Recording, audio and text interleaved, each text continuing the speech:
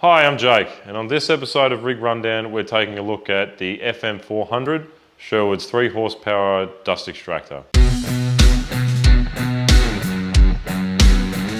Now you might be looking at this machine thinking, why on earth do I need 2 bags? Well, 2 bags means that you have to empty it half as often. If you're an enthusiast or a hobbyist, or even if you are working in a small industrial capacity, and you are feeding through a lot of material, or working through a lot of material rather, being able to have to empty out the bags half as often is a much better alternative to having to stop what you're doing and repeatedly have to emptying your bags.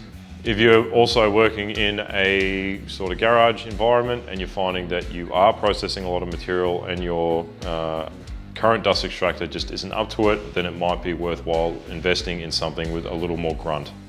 And now for the specs. So this model features a 2250 watt 3 horsepower motor. It's 240 volts and 10 amp, so it will fit into any standard house outlet. When both bags are attached, as it obviously should be, it has a capacity of approximately 307 litres of dust, debris, whatever you want to put in there. It features a 6-inch diameter inlet, so if you do need to run a mains off of this, it's definitely got you covered. It also comes as standard with a 3-way connector that all go down to 100mm.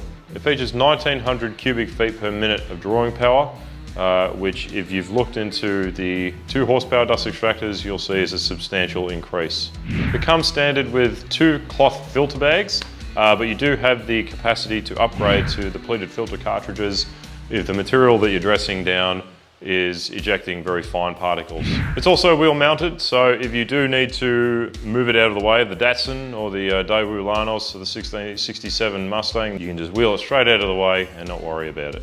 And as with all Sherwood machinery, it comes back with a 5-year manufacturer's warranty as standard.